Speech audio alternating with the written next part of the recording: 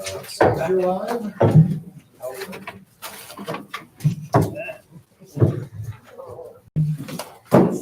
Okay, I am going to go ahead and call the meeting to order. Recording in progress. This is City Council, Monday, October 13th, 2025. Our notice had the wrong date. And if we could have roll call, please. Darren Miller. Here. Eric Sarine. Here. Jen Mazias. Here. Doug Emmett. Present. Dave Anderson. Here. Don Benson. Here. Jared Trimble. Here. All present. Thank you. Please make sure that cell phones are off or muted and you pull your mic close and talk into it, please, so that people who are online can hear. Okay, next is the Pledge of Allegiance. I pledge allegiance to the flag of the United States of America and to the republic for which it stands, one nation, under God, indivisible, with liberty and justice for all.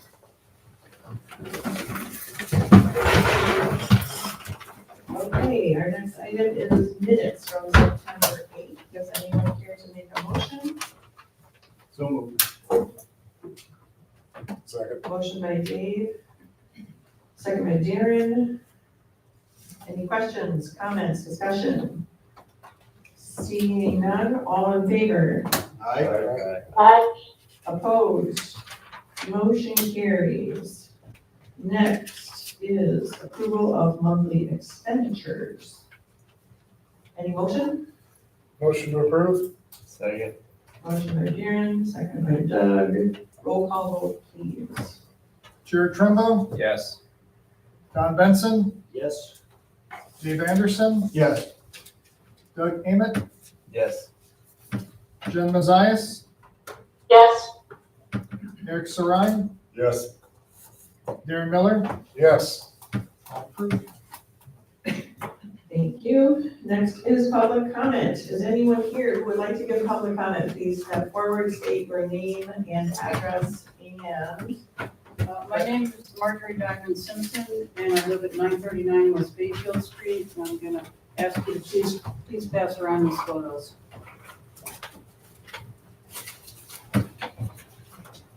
I'd like to talk about the city-owned property along the waterfront that's mostly manicured lawn, extending from the marina below the Harbor Table Restaurant and west to the wooded portion of the Lakeside Trail.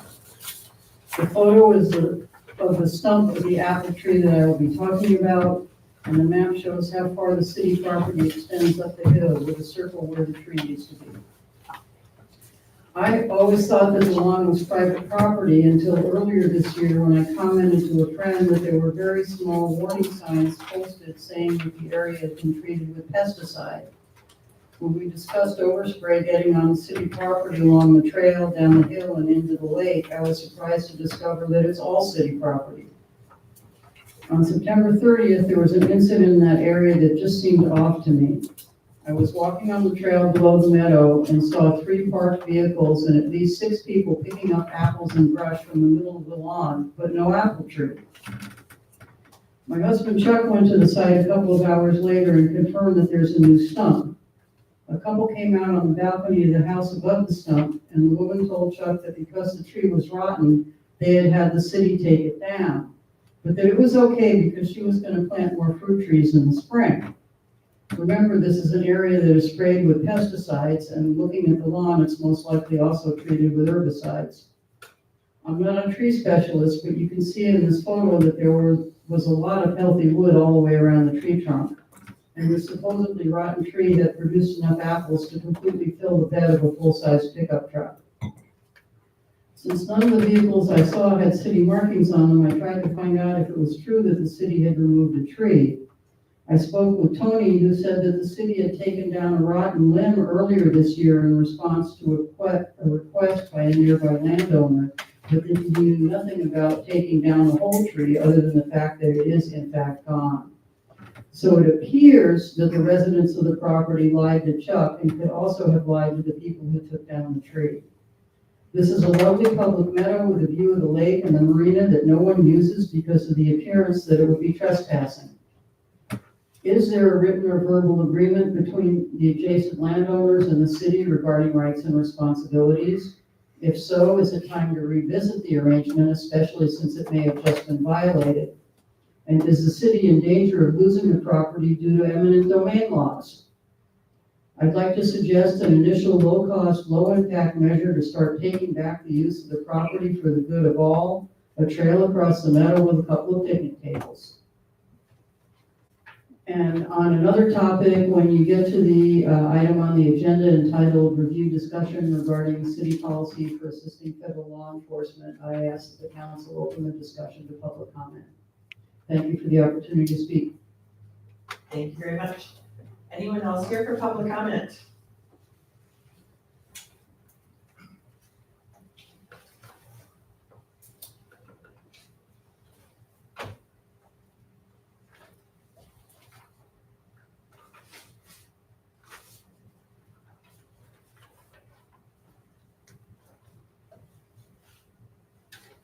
Will Pickard, 17 East 3rd Street.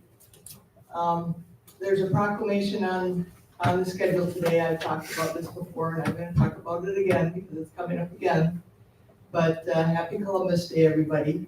And I just wanted to say that as far as the proclamation goes, I think it's bringing in political stuff that doesn't need to be. In other words, it's about Indigenous Day, I believe.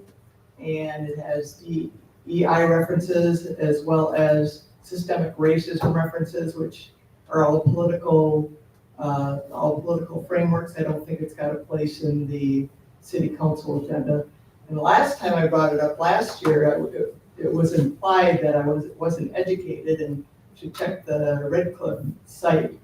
And the city of Washburn doesn't have any jurisdiction over Red Cliff, but and I think I am educated.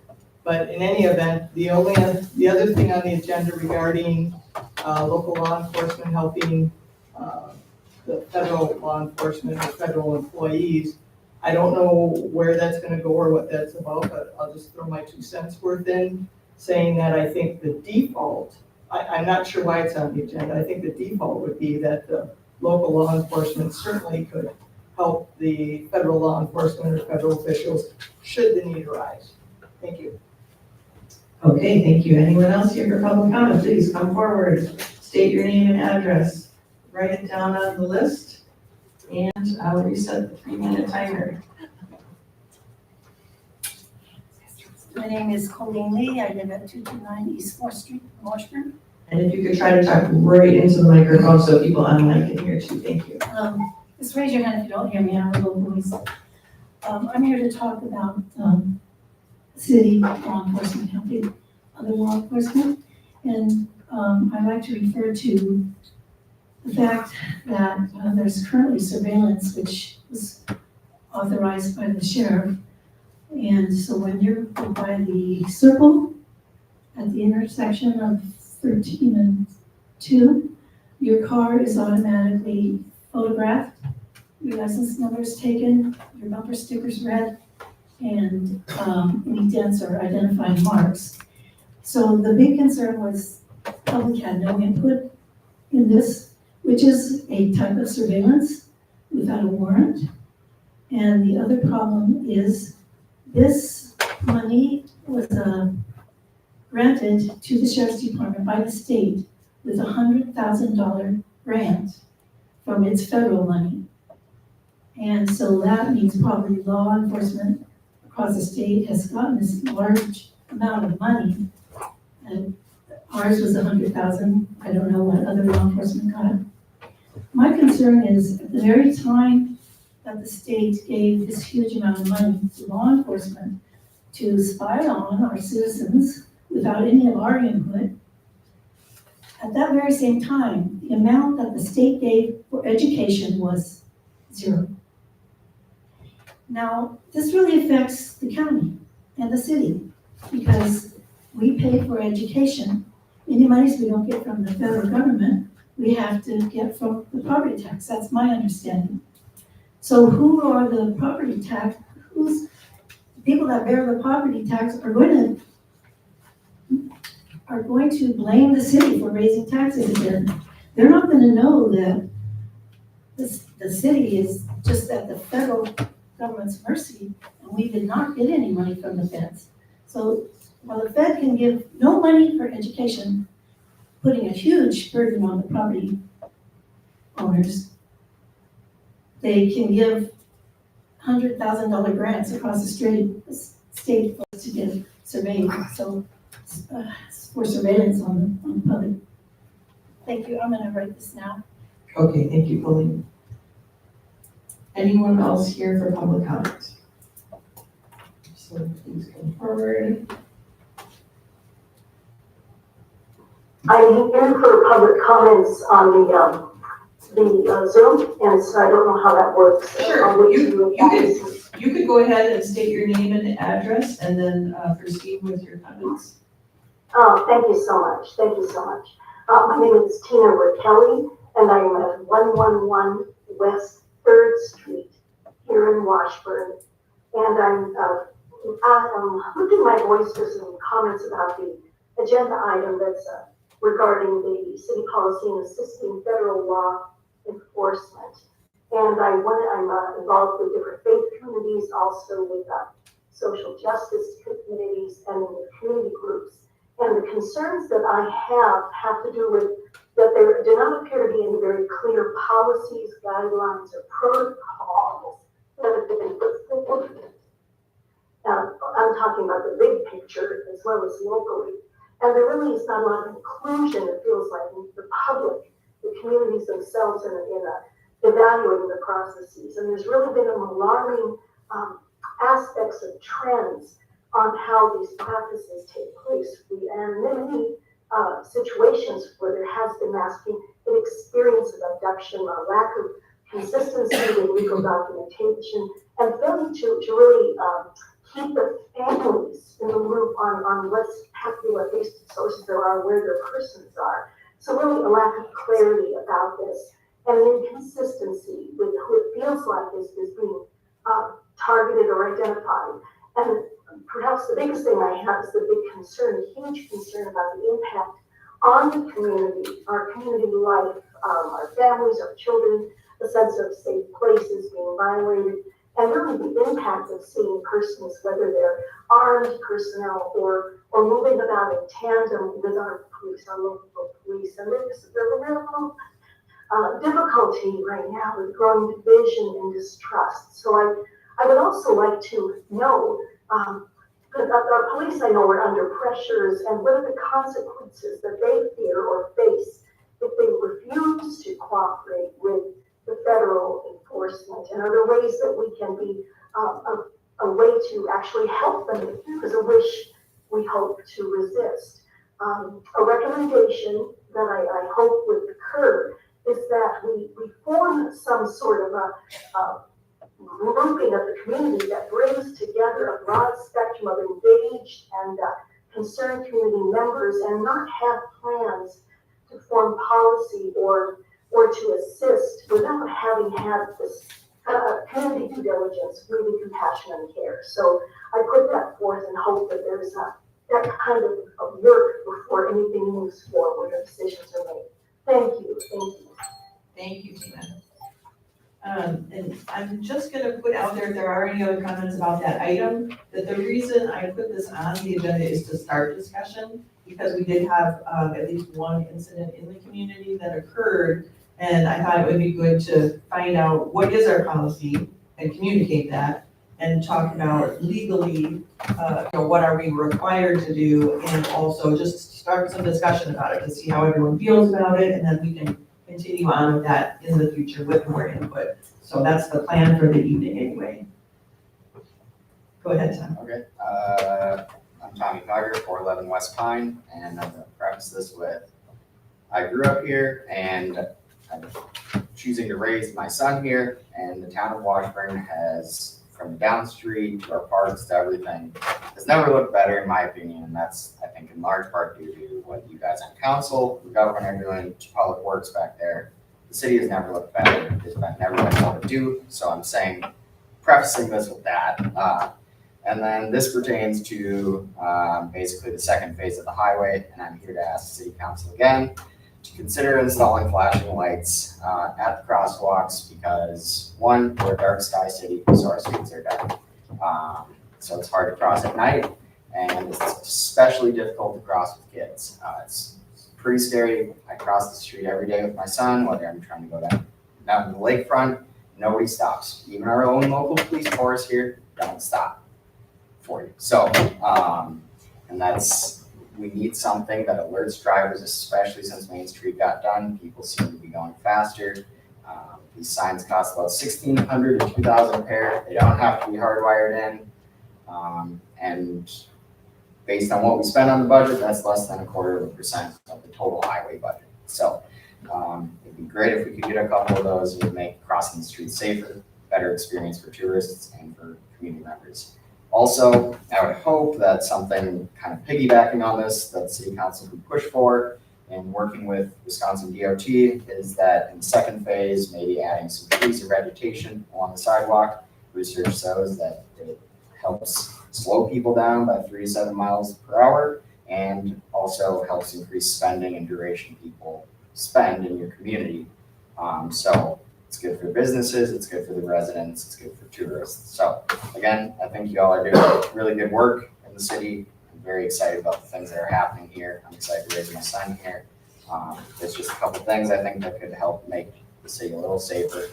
And that largely pertains to crossing the street. So thank you for your time, I appreciate it. Thank you very much. Okay, anyone else here for public comment? Seeing none, anyone online, Tony? Doesn't appear anymore. All right. Then we will move on to mayoral announcements, proclamations, and appointments. Just a few brief announcements.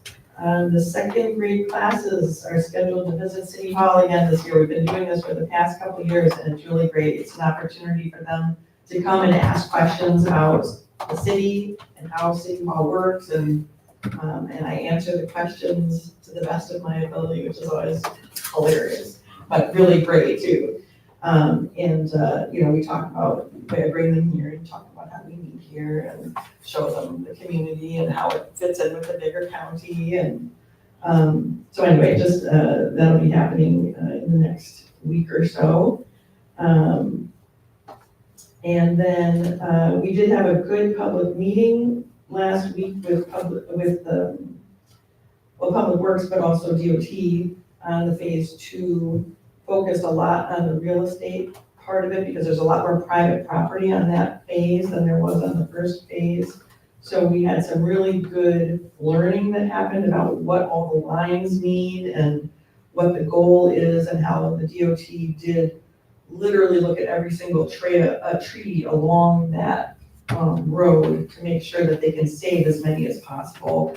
A lot of them will continue to be there. There are a few that will need to come out, but it was very good to hear the reasoning behind and why that is or isn't. So that was a really good meeting. We even had some applause at the end. We did have one gentleman leave, but we got applause too. So.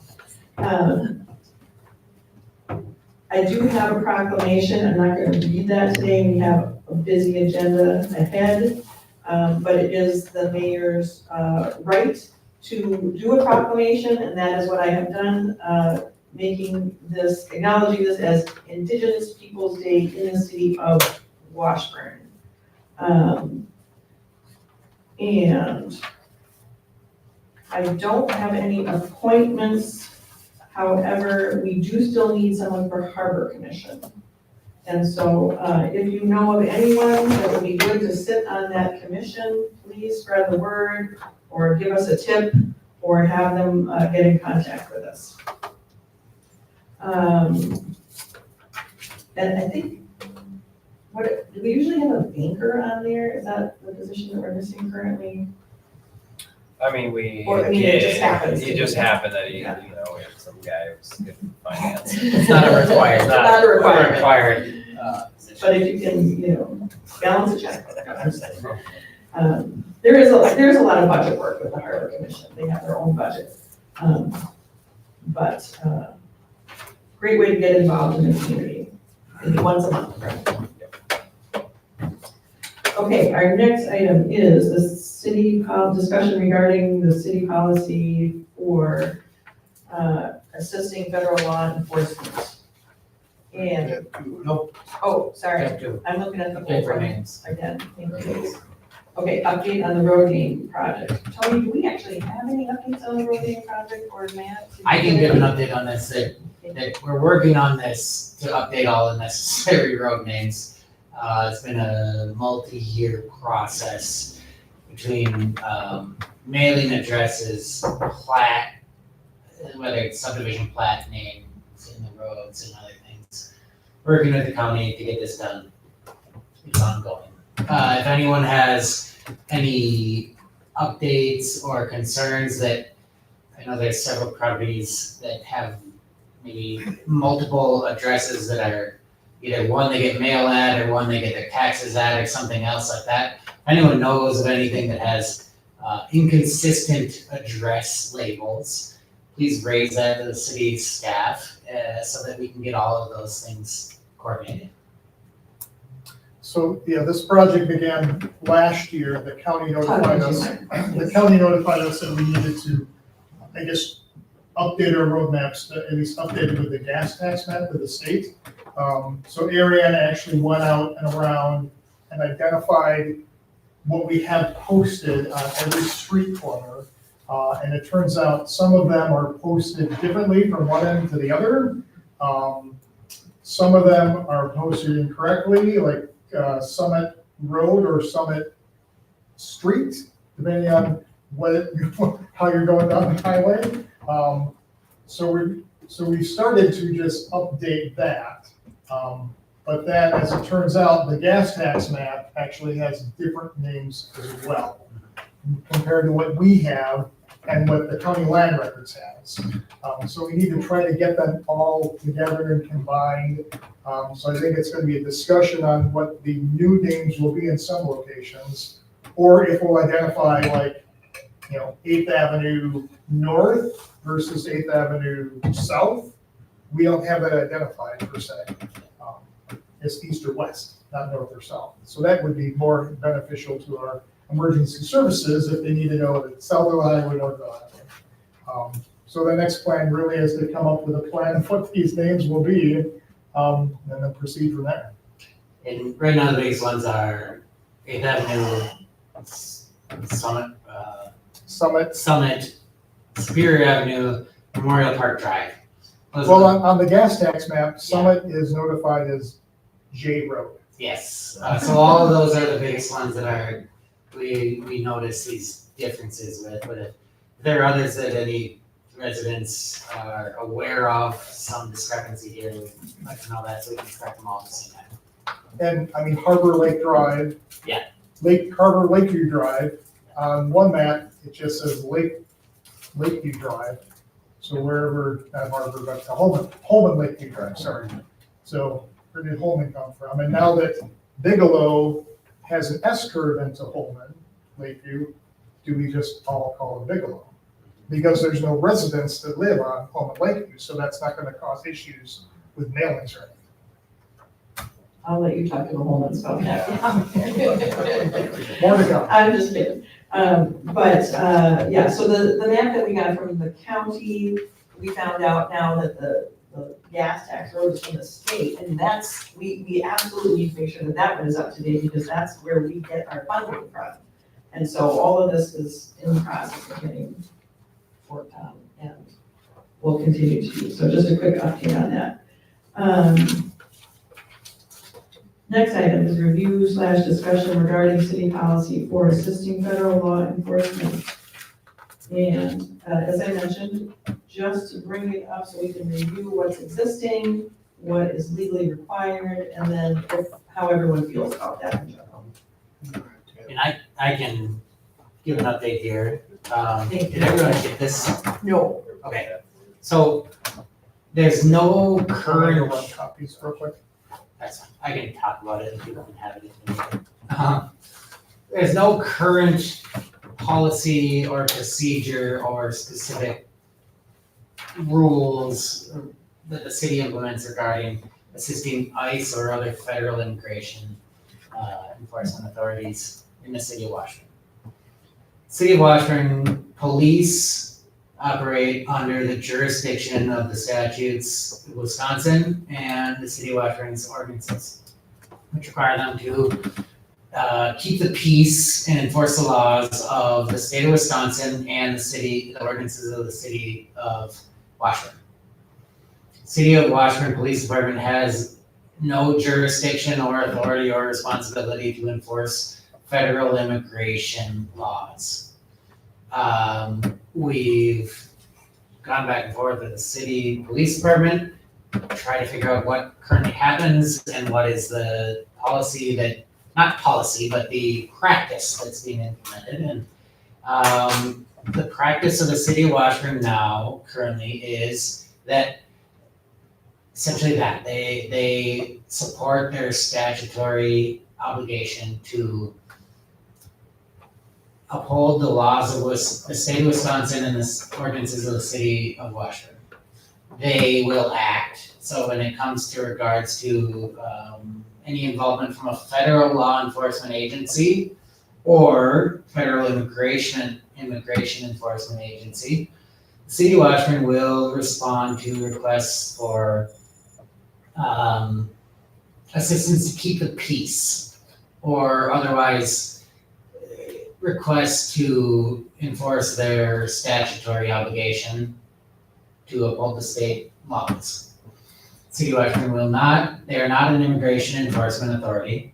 They do not, take extra actions to do anything related to immigration enforcement. So in practice, what has happened here is if there is any federal law enforcement actions within the city of Washburn, I don't think there's ever been an instance where there's been a federal law enforcement action in the city where they have not notified local law enforcement. And this isn't just immigration enforcement, there's been occasions within the last 5 years where there've been federal warrants that have been enforced or things like that. Every time there's been any type of federal law enforcement action in the city, they have informed the local police department of that. And the request to the local police department is that police stand by to keep the peace. If there's a riot that breaks out, police will uphold the state laws or the city ordinances. If there's some other issue that arises with a domestic or a disorderly conduct that arises, that would be a violation of state law or city ordinances, city law enforcement will enforce that. City law enforcement does not respond directly to any federal law enforcement agency to provide information or assistance in arresting anyone for allegedly violating a federal law, or for identifying individuals who may or may not be legal residents in the state. That's what we don't have an official policy, but that's what the practice has been, and that's what we've been informed by the chief of police, is that the practice will continue to be that.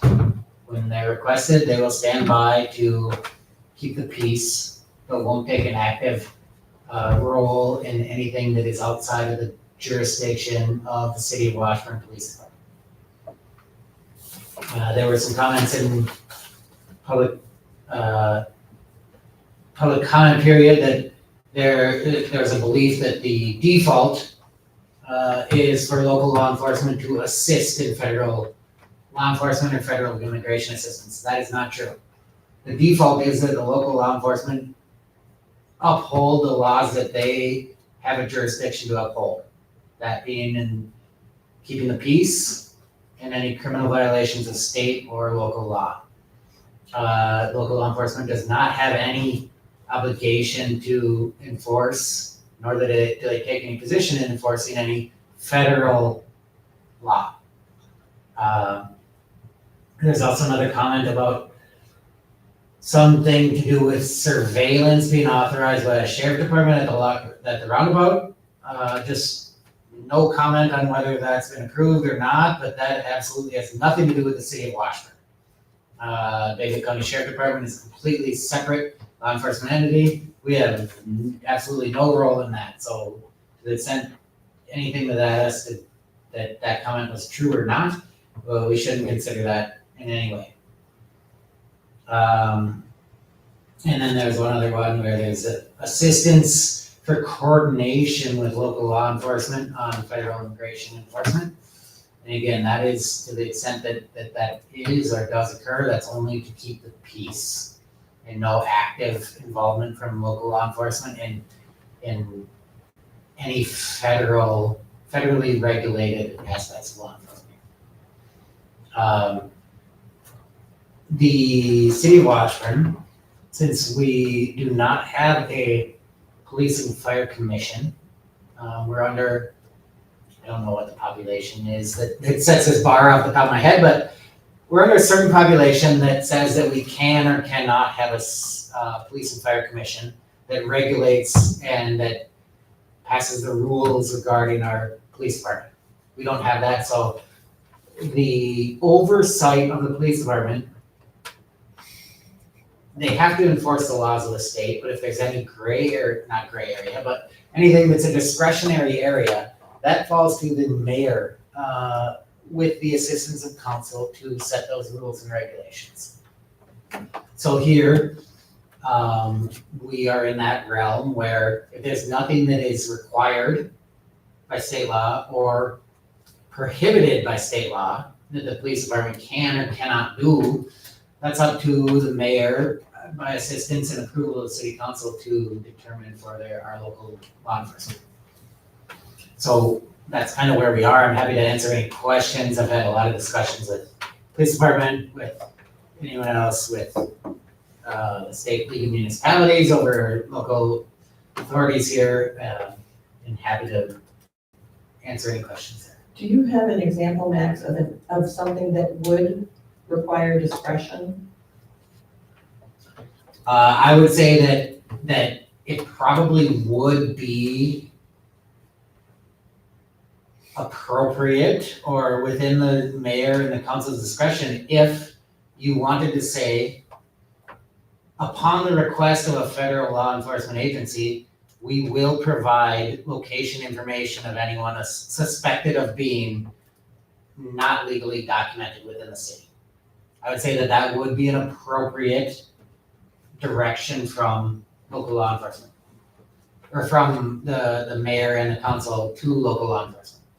I'd also say that the contrary would be appropriate to say from the mayor and the city council to local law enforcement, say, unless otherwise obligated by federal or state law, local law enforcement should not provide any additional information regarding individuals suspected of violating a federal law or being here without the proper documentation. There's authority to go either way. And I don't think there's not a need to take a position one way or the other.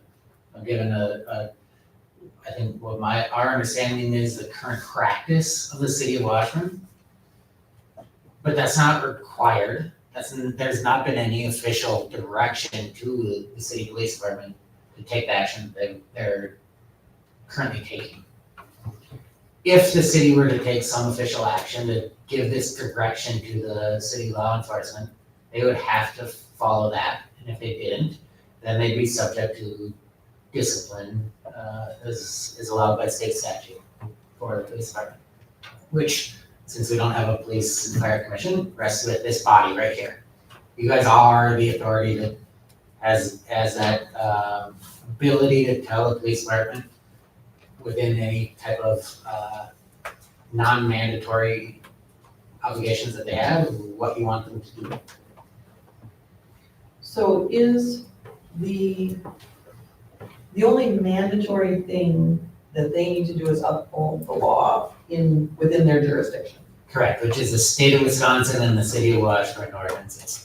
So if there's a request for, I don't know if it's called assistance or not, but a request for our police officers to be at a location where immigration officials, for example, are going to be trying to, arrest someone or whatever their process is there an obligation for them to be physically present at that time, or could they just be called in if needed? There's no obligation for them to be physically present at that time. What has been because when that request comes in, there is not an actual violation or perceived violation of state or local law. Okay. So they do not need to be there. What has been the practice is that they stand by on the possibility that some violation of state or local law occurs. Stand by meaning on site Correct, at the perimeter or something? correct, yes, but, so that's what's been the practice, yes. Okay, thanks. So we have a question from Darren and then Doug. I guess, so, my question would be, is our law enforcement looking for guidance at this point in time? No, our law enforcement is completely comfortable with the way that we've been doing things. This was put on the agenda based on numerous public requests or public comments that have arisen. Our law enforcement is completely comfortable with the position they've been taking, that is, if they are called, regardless of it's from a federal law enforcement agency, from a neighbor, from anyone in the community, if they're called with a potential disruption of the peace, they're gonna go there to make sure that nothing happens. And if something happens, they're there on site to assist and to make sure that there's no disorderly conduct, that there's no violations of the city ordinances or the state laws. So the law enforcement does not have a problem with how things are. They've been treating requests by federal government, federal law enforcement, federal immigration enforcement agencies, the same as they would treat a request for assistance from any public resident or anyone else. I'm gonna just mention one more thing and then I'll let Doug go ahead with his question. So, I read about an incident in the newspaper and went and talked with the chief to find out what the policy was, if there was one. And he explained to me, just what Max was saying, basically. And he said, this is what we currently do. If you or the council give us other direction, we will follow that direction. And so that's why I thought, well, I don't know that we've ever had a discussion about it, and it's a timely topic as things are happening in neighborhoods everywhere, that I thought it would be good for just for discussion, if nothing else, at this point. Doug, go ahead. Go ahead. Yeah. There you go. What hasn't been mentioned is the Fourth Amendment. And I think that's the greatest value of this conversation. It's not cooperation or coordination with federal agencies, it's the Fourth Amendment. And the Fourth Amendment is the right of search and seizure, and people, you can't just inappropriately seek someone out because they look differently. And so I want that to be specifically told to our law enforcement officers to support the Fourth Amendment. And I think that's good guidance.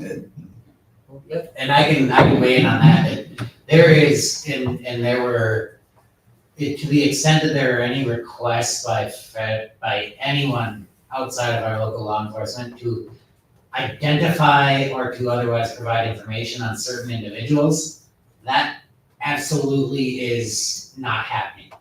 The local law enforcement is directed, and they have not provided any of that information. They've not assisted in any way in identifying or singling out or targeting any individuals. or in any other way searching or providing information on any individual. What we have and what our current practice is just to stand by and protect the peace in the event that some action is occurring elsewhere. And yes, I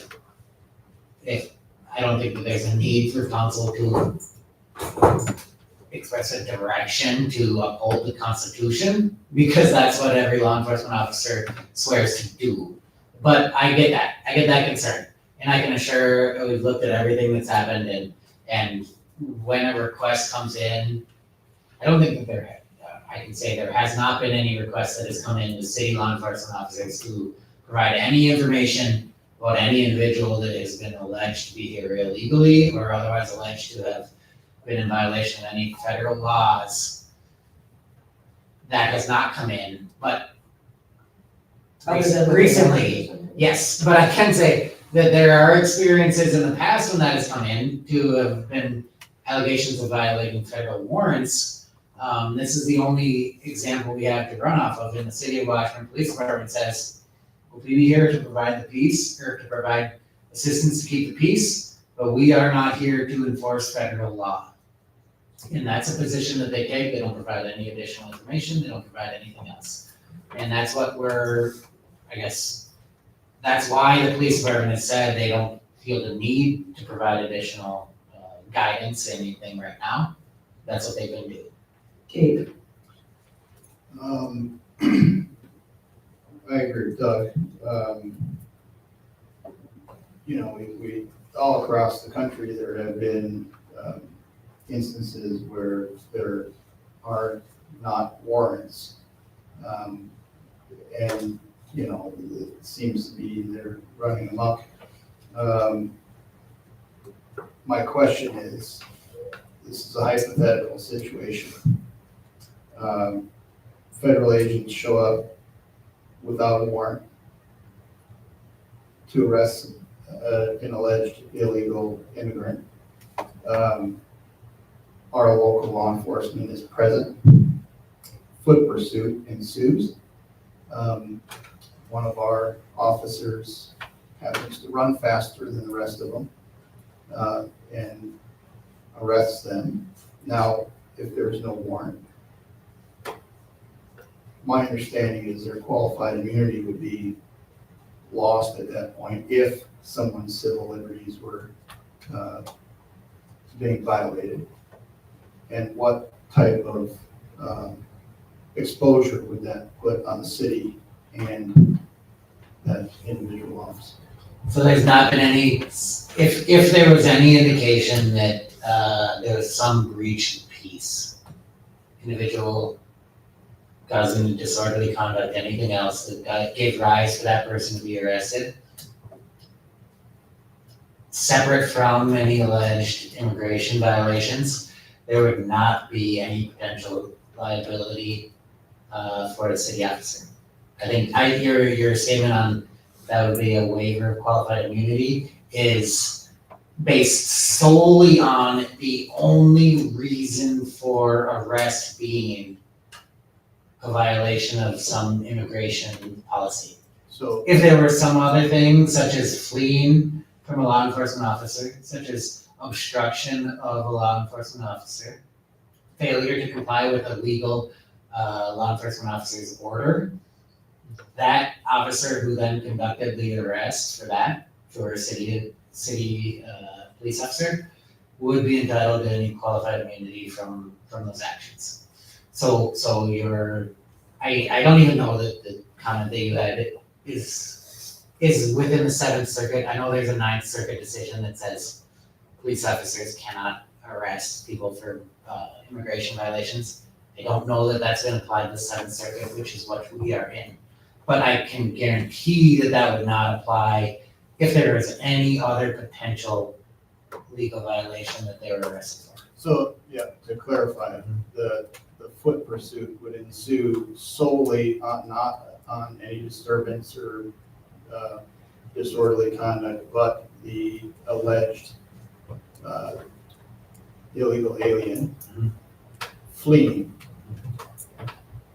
And federal agents were not able to capture that person, and we were. But would we even be pursuing? No. So that's where we are currently with Well, that's what the, I'm saying yes, is- so that's where we are currently with the discussions and with the current, operations of the police department.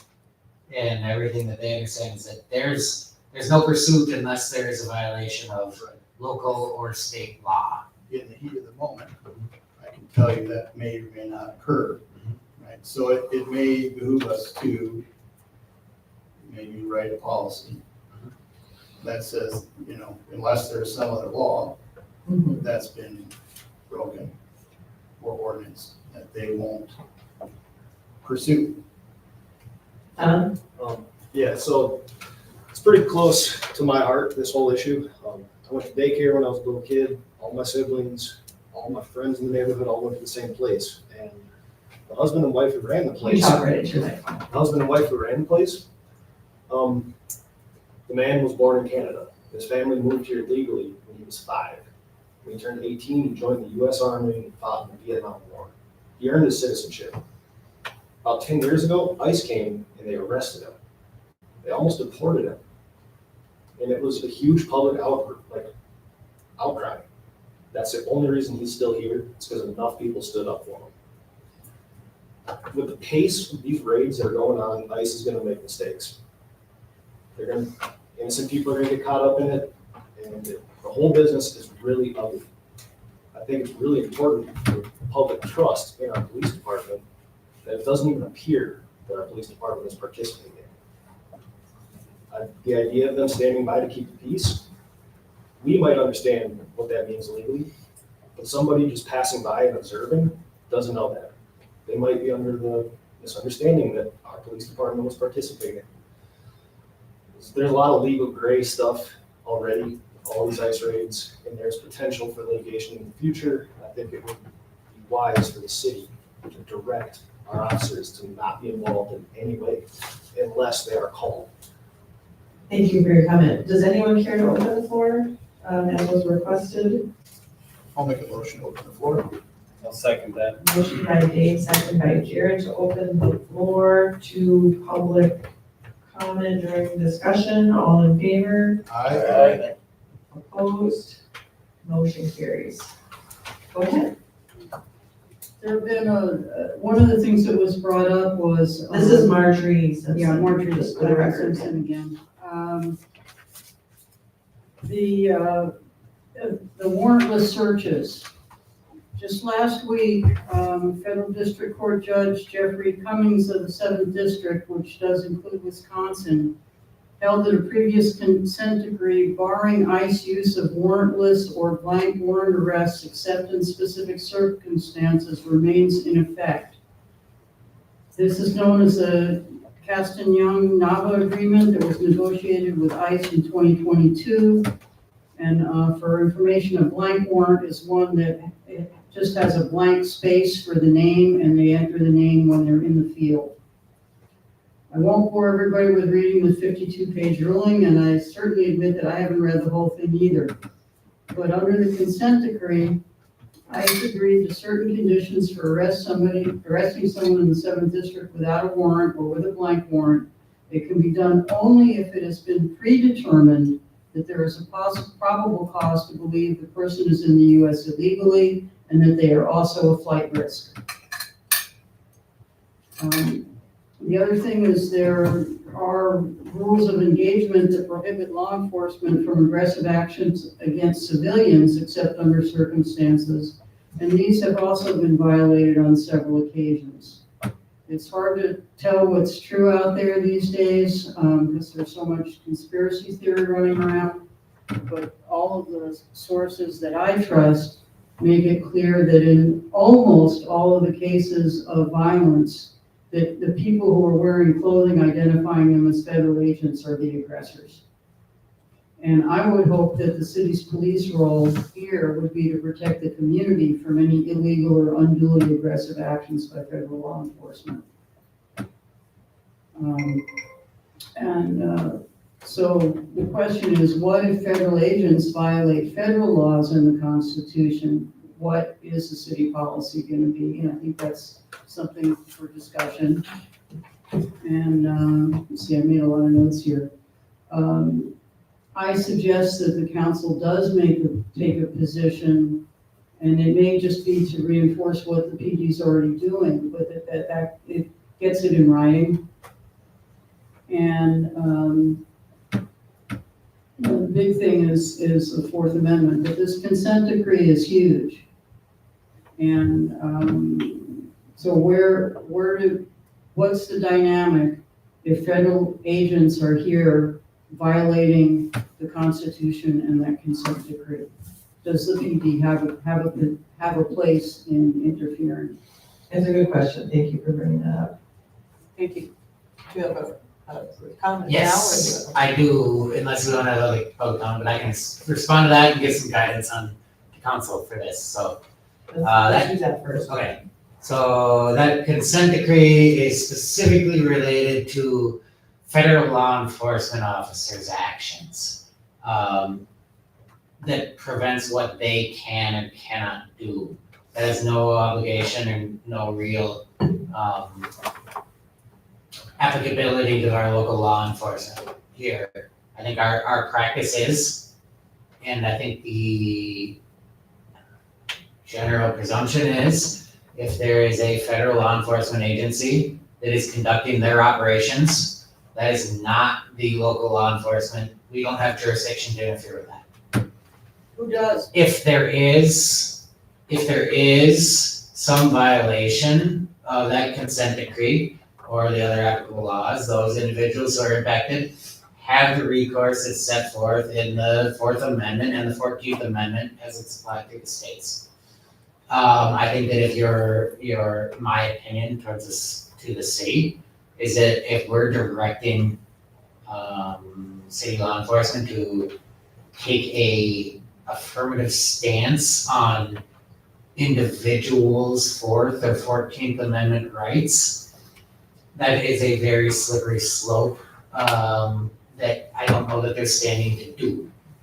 Here, there are protections in place, those things can be protected. We can take the actions that we want to make sure that our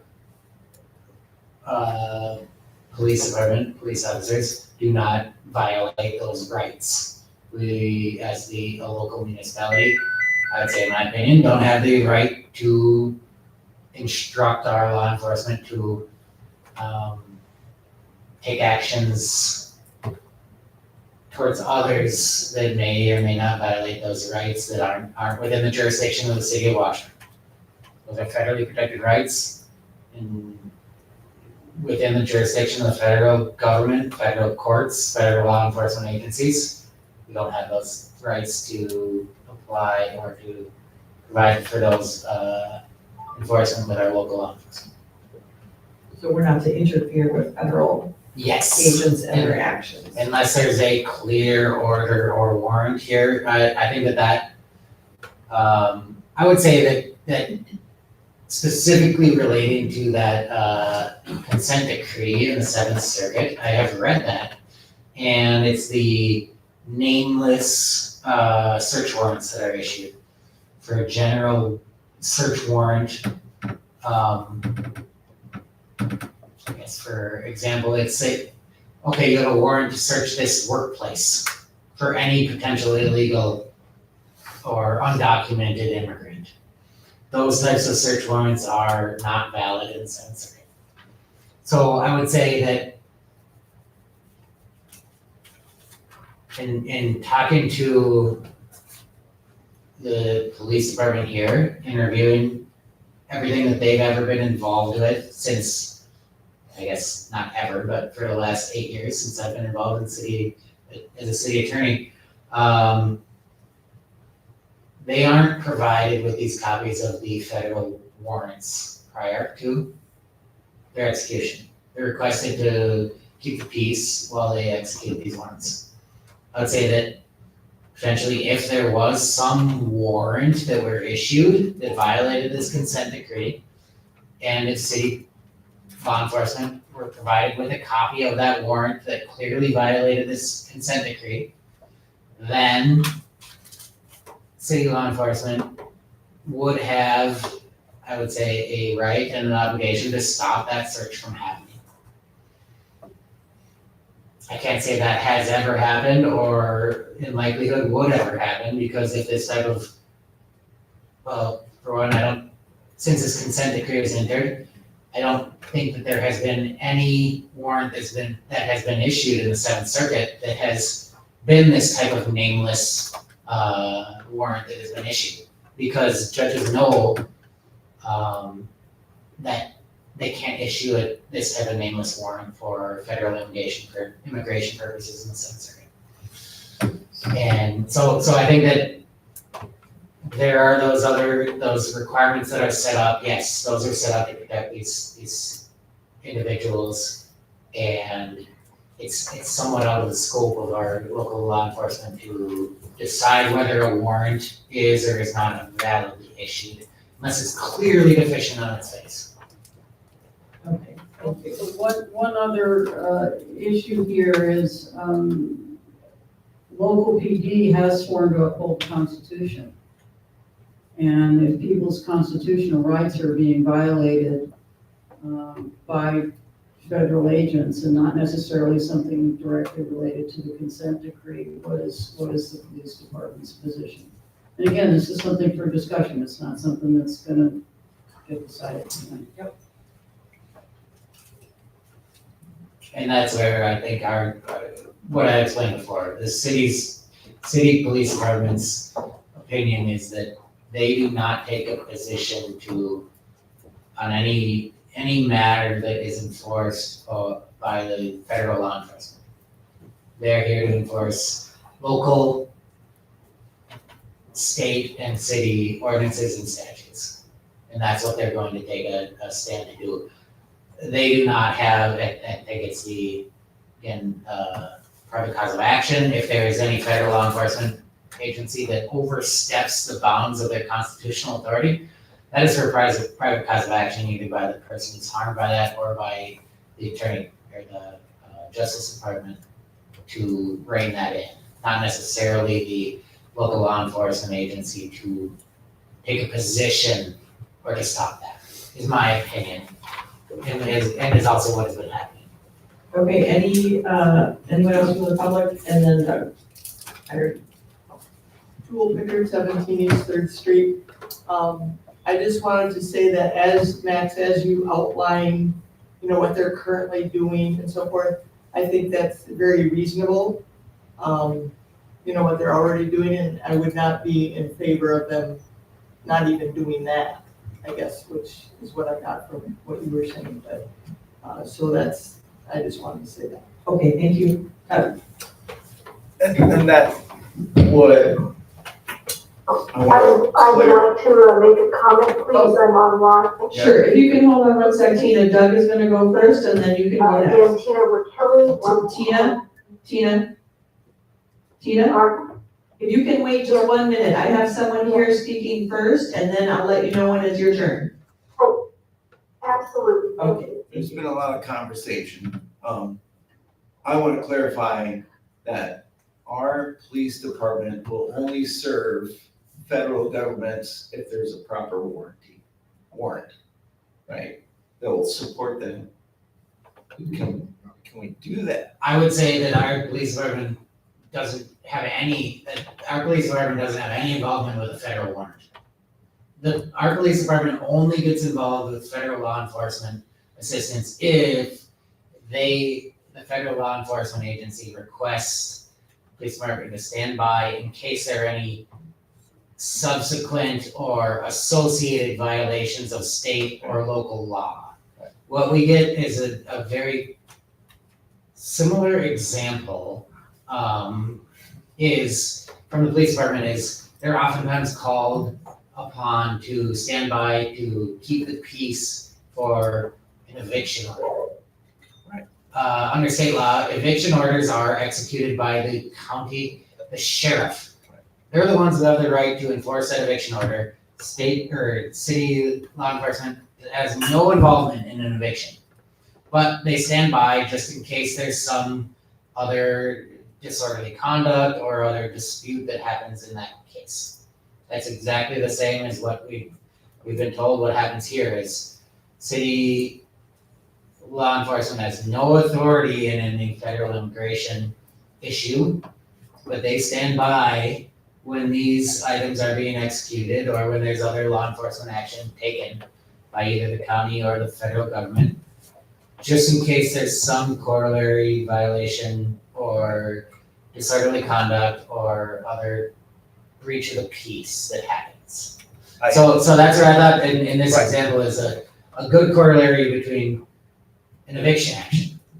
We don't have any policies specifically regarding that, but our law enforcement is always present during an eviction action. Yeah. Even though the sheriff is the one that has that legal authority to enforce the eviction order. And that's even within city limits. Correct. And I appreciate the clarification, that's what I wanted. Okay, thank you. Anyone else from the public? Oh, yeah, Tina, right, sorry. Tina, go ahead, please. Okay. And this is such a tough issue, an emotional issue of many people, not all, but many people have strong feelings about it.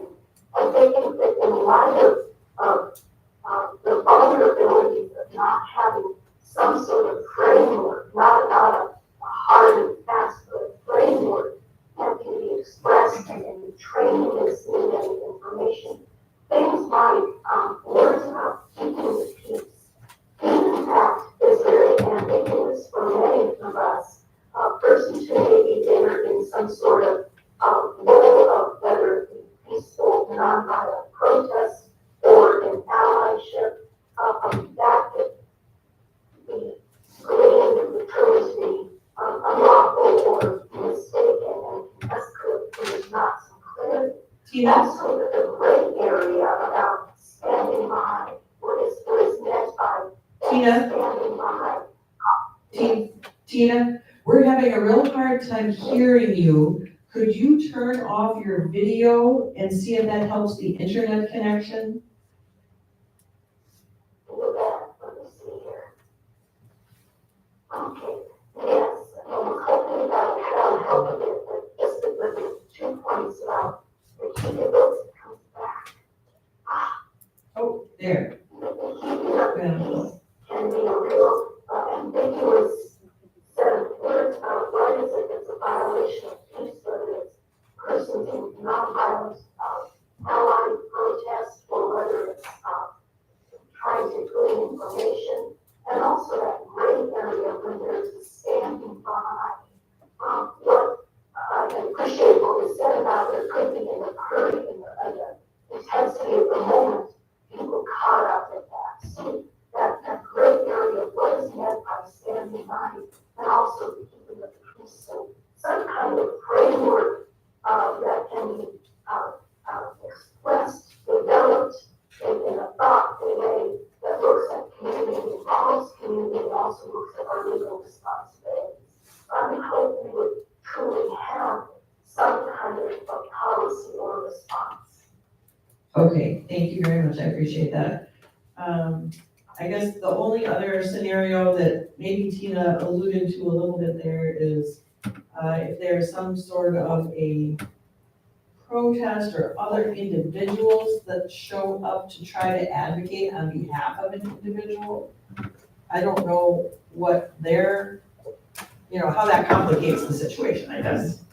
And that, I would say, would be solely within the same framework that we discussed, is that the city police department has expressed here the ongoing commitment to enforcing the ordinances of the city of Washburn and the laws of the state of Wisconsin.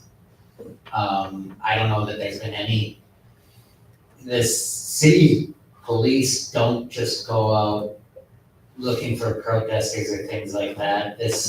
Where this came up, I would say, is when they're specifically requested to respond to some outside government agency's request for assistance in law enforcement.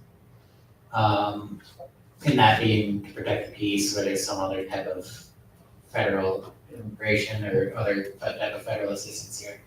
I don't know that we've had any type of situation where a outside law enforcement has been requested to or has requested the city law enforcement to interfere with a protest with something else. I do know that if there is a request for a public demonstration permit or some type of road closure for a protest or a parade or something like that, anytime that comes across, the city law enforcement is advised and asked their opinion on it. And asked to weigh in and give their opinion as to whether there's any potential or likely violation of state or local law. And they are also on standby and ready to respond to any instances that do occur in that type of situation. So I don't know if the question there is, if it's an impromptu protest or demonstration, that's a little bit harder to gauge, because that would be more of a question on whether it's a disorderly conduct or breach of peace. Okay. All right, well, I think, one more. Well, I was just gonna make a statement, or I guess a question / statement.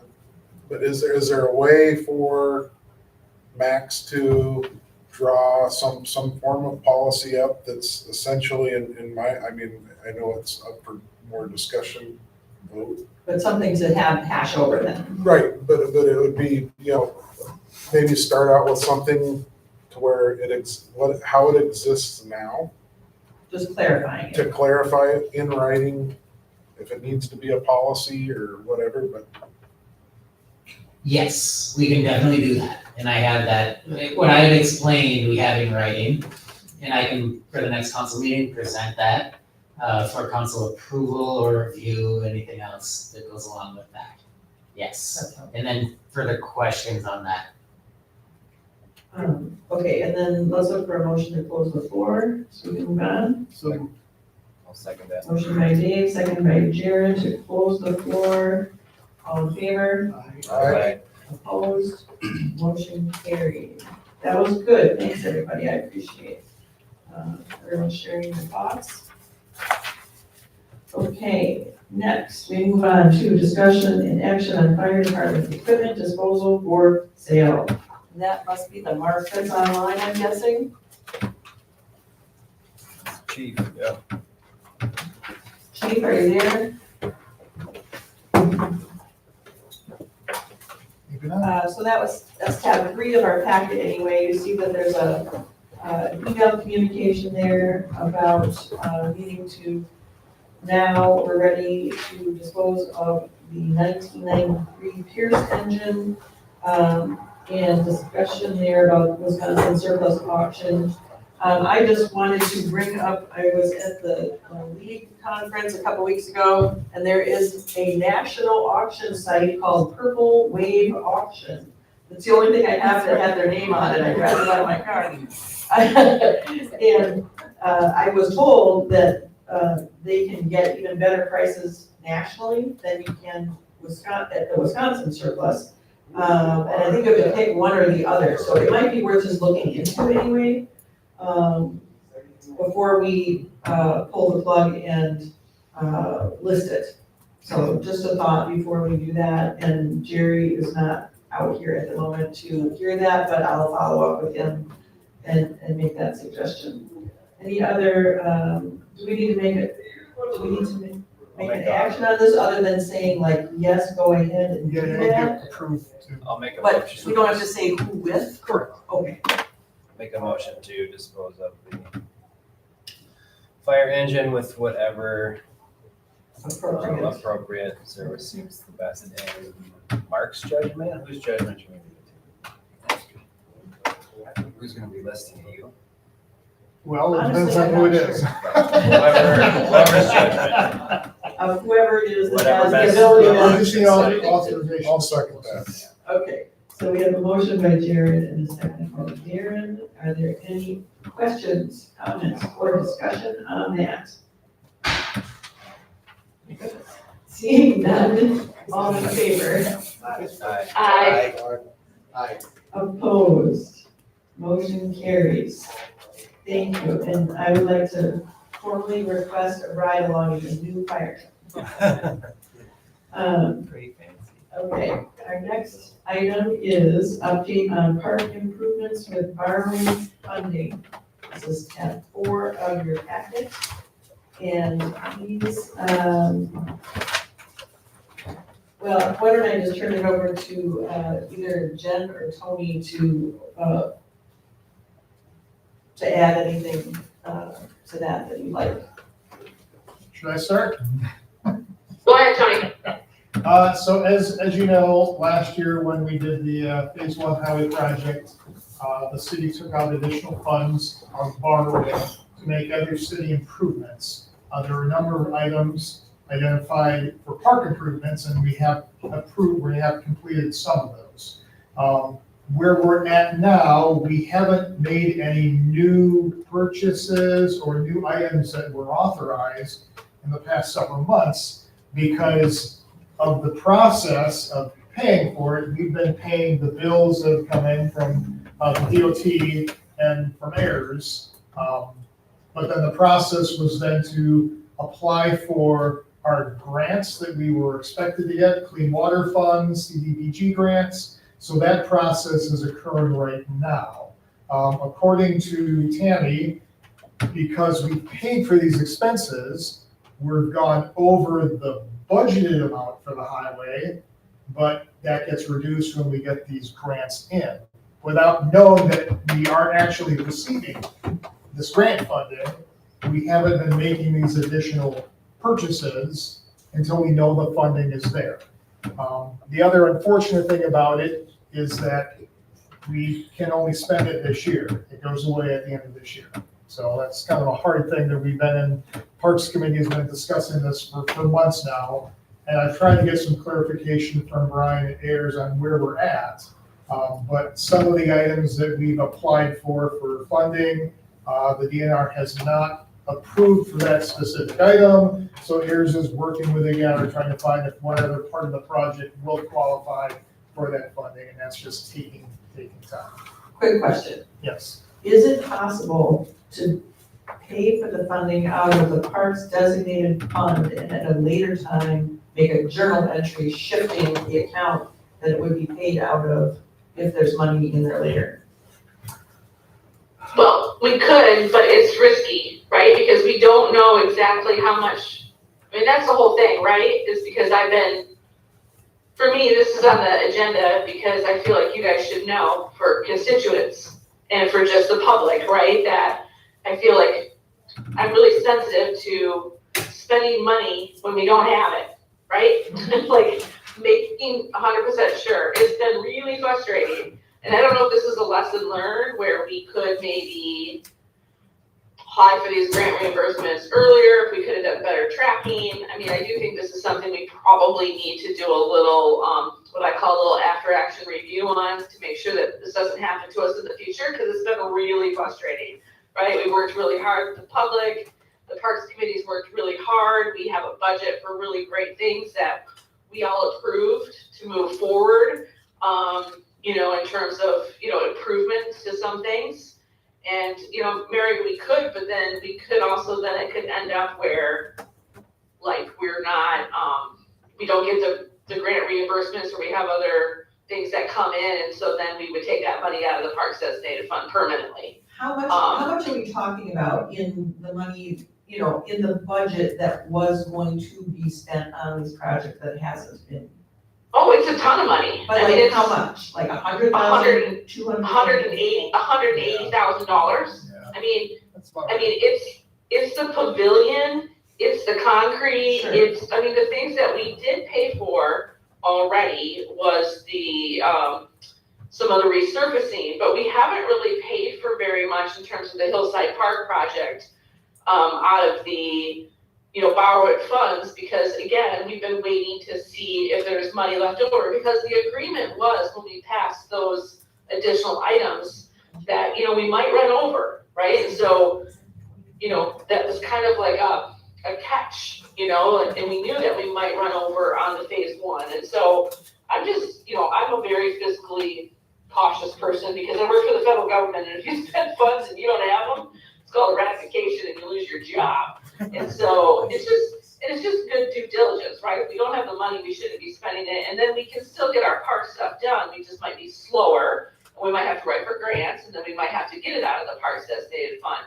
So I don't feel comfortable taking that much out of the parks designated fund. I'm hoping, Tony, that we'll be able to find out in the next couple months before January 1st. And then maybe we can buy things like the lumber and a couple playground equipment, and we can do some things. But we've already lost our opportunity to like pay somebody to put in new concrete for the pavilion. There's some things that we've just lost. Like I really wanted to do the landscape plan and the tree planting. That's not gonna happen. We'll probably have to do that out of the parks designated fund. But we don't know how it all washes out. I mean, I think the bottom line for council, for me, when Tony and I were talking about this, is I just think the council should be aware that we just don't know. We don't know how much money we have left from that borrowing in the phase 1 project. That's the bottom line. So I have a question here. If we have an idea of how much of these uncertain funds are from borrowing versus from potential grant reimbursements? Because you had mentioned both. Actually, I don't know what and how much, other than So- the water fund and CDBG grants. So I don't know the guess specific amounts. my thought on this item is that we can get an answer on this and have that for council for the next meeting.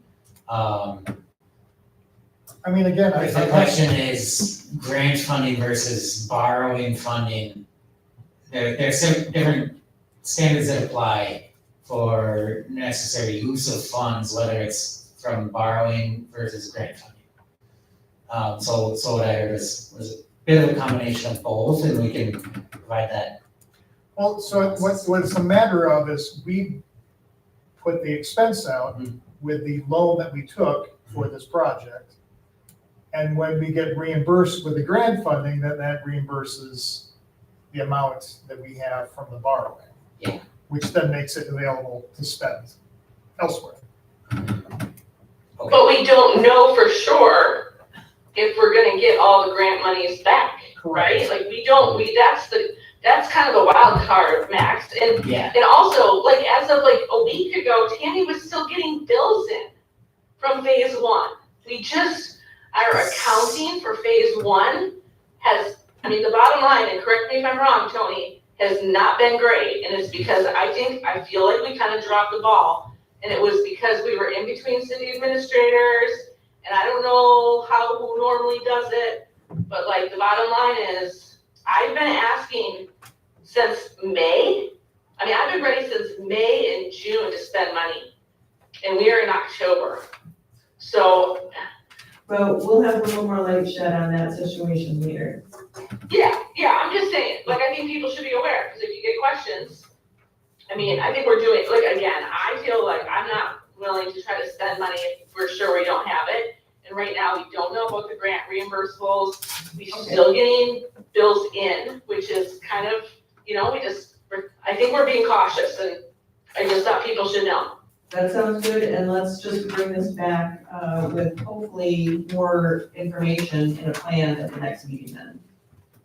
I mean, it's already been approved to spend if we have the money, so it may not need to come back. Correct. But Correct. we'll have an update at that point on where we are with it.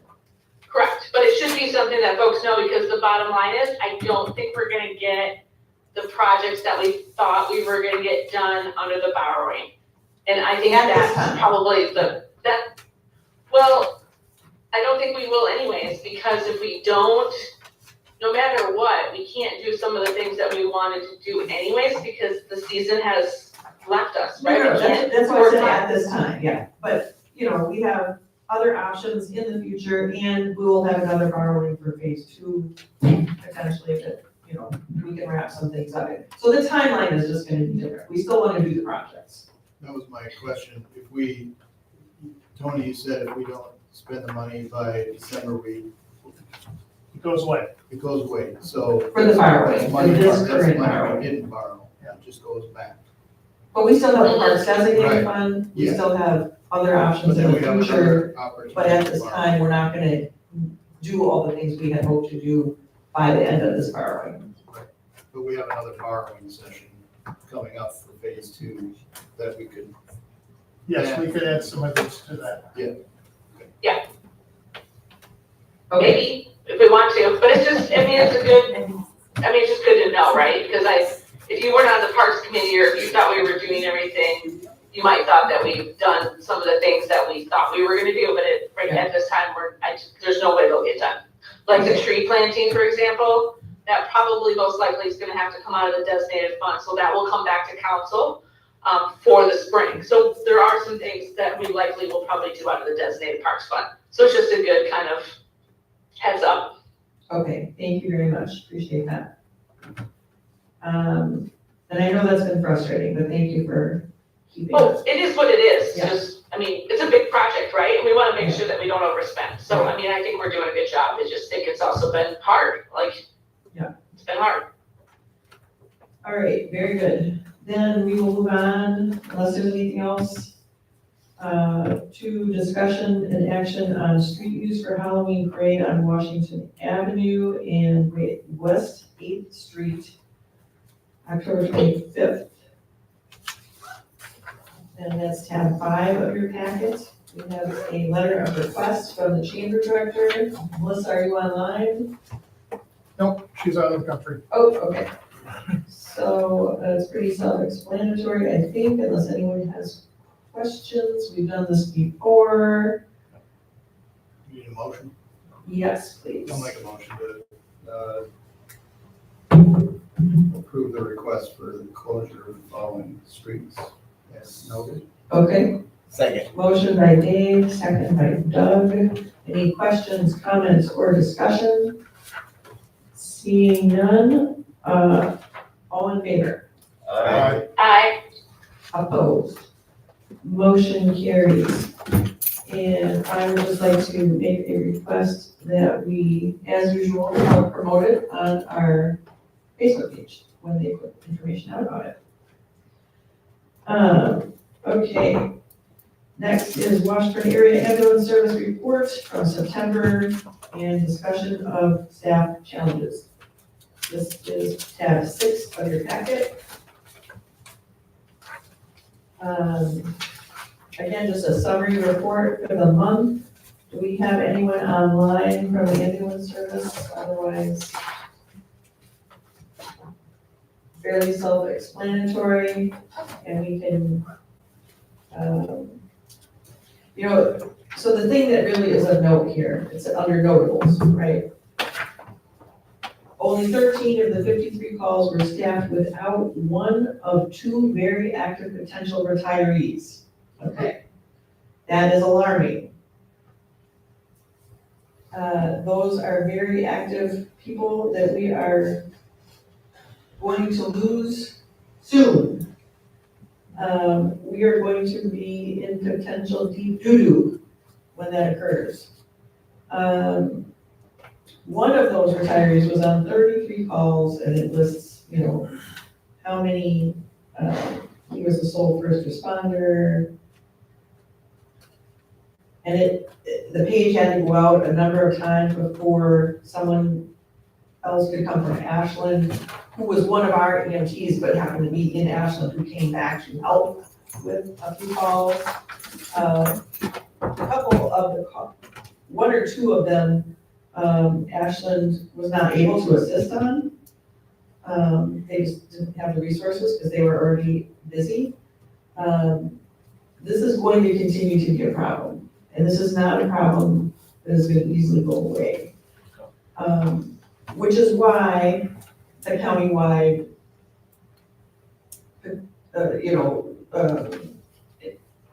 innovation grant is in process to look at potential solutions for the longer term, but in the shorter term, we're gonna still be in trouble. And we do have a couple people in class right now, which will help. But we've been meeting with a small group, administrator, assistant administrator, myself, and the ambulance director, Darren, as our appointee to the countywide committee, and the assistant director of ambulance service, to just talk about options, what's working in other communities that might be able to work for us. One of those potential solutions involves paying more for the on-call time, whether that's always or just overnight or some combination thereof. Throwing money in a situation doesn't always fix it. Sometimes it fixes it for a short time before it wears off. But paying more has worked in other communities such as Iron River. We are one of the lowest paying in our area. Obviously, we don't have a lot of wiggle room in the budget, but we're gonna have to look at that as part of our budget process, for sure. So, question? Does anyone know, or can you shed any light on any new training requirements that have been set in place by the state? It's, I don't know if it's rumor, and this may have occurred a few years ago, which is why the ongoing the continuing ed for EMTs was raised to kind of an unsustainable amount for people that were involved and no longer want to. Is that true? Yes. Do you have any additional information, Eric? Give numbers, but I know there's been complaints through the fire and EMS council that they keep going up every year, every couple of years.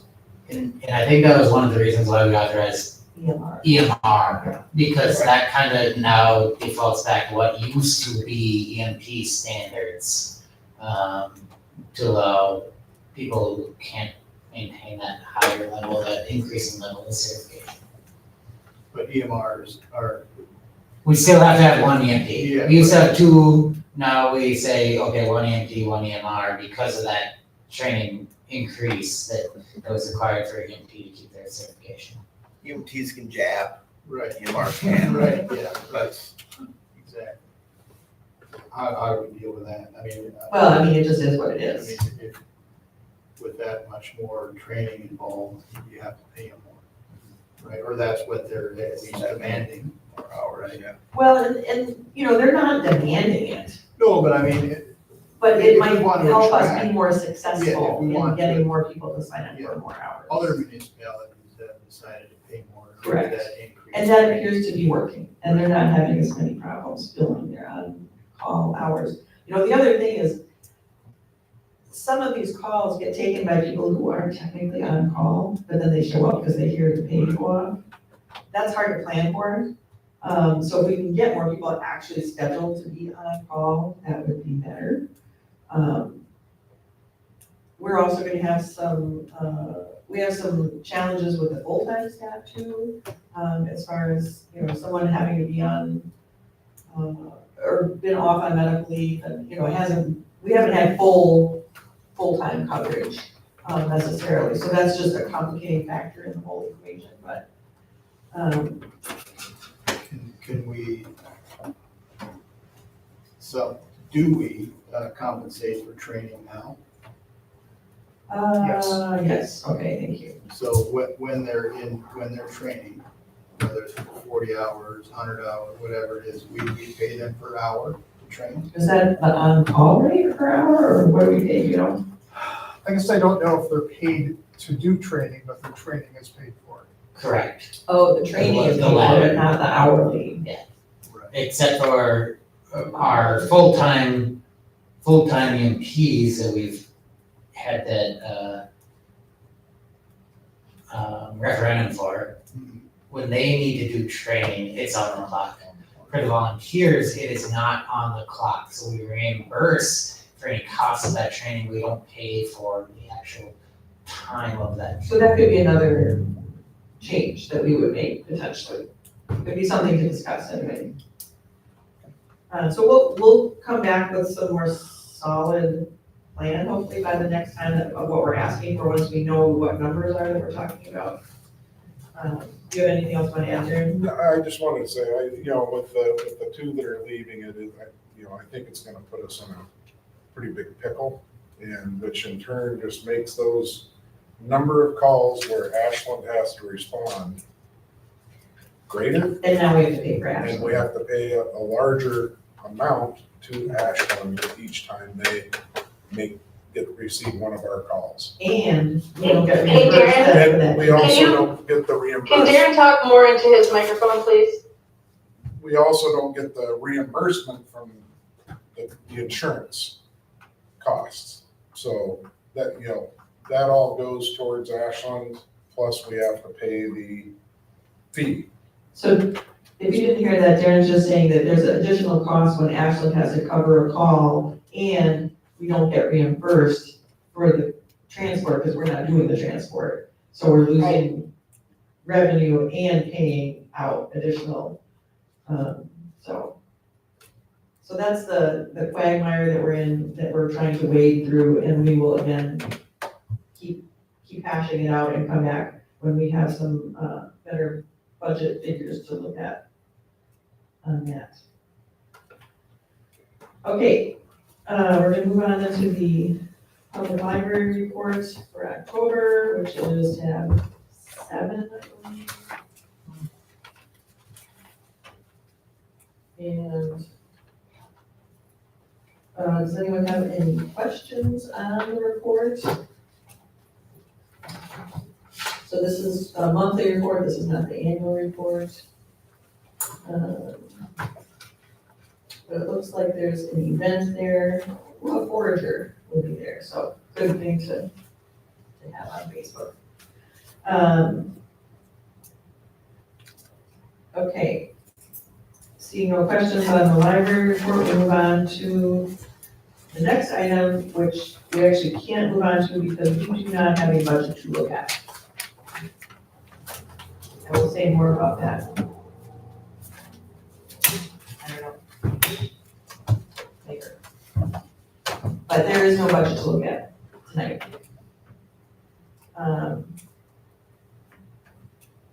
So having said that, we're going to look to move into closed session. And so I'm looking for a motion to do that, and we need to make some adjustments here. And it would be including Max and Tony, at least for part of the time, and Jerry. I'll make the motion to include those three and go into closed session. Second. Who's second that? Eric, so motion by Darren, second by Eric, and then there's a roll And call. just for the record here, to clarify, it's for the reasons stated in the agenda. Thank you. Right? Exactly. Darren Miller, Yes. Eric Sarai, Yes. Jen Mazias, Yes. Doug Emmett. Doug has left. Dave Anderson. Yes. John Benson, Yes. Jared Trumbo, Yes. all in favor? We are going into closed session at 7:04.